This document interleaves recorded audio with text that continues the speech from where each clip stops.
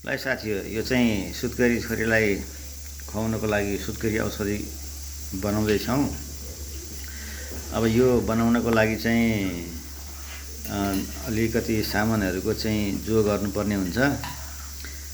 जस्तै काजु भयो, किसमिस भयो, मखना भयो, नरिवल, छकडा, ठुलो ओखती, सानो ओखती, हाडे बदाम, सुप, मेथी, ज्वानो, गुँद, त्यसपछि मिश्री, चाकु, चम्सुरको दाना आदि आदिलाई चाहिँ मिक्सरमा पिसेर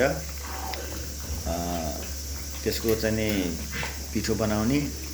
अनि त्यसलाई चाहिँ नि गाई भैँसीको प्योर दुध जस्तो 3 लिटर 3 किलो जति पेस्ट छ भनेदेखि त्यसमा 1.5 किलो जति घिउमा त्यसलाई चाहिँ नि पुरा रातो हुने गरी भुट्ने।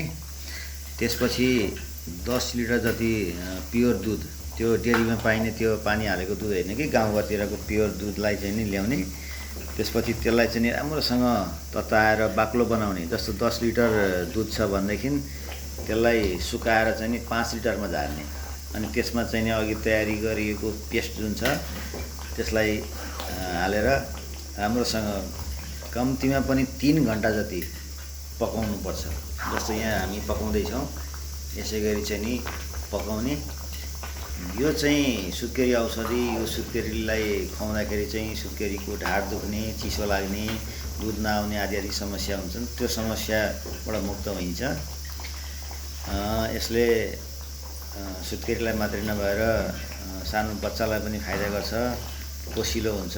यो सुत्केरीलाई खुवाएपछि बच्चाहरू लुला लङ्गडा हुँदैनन्, एकदम हृष्टपुष्ट हुन्छन्।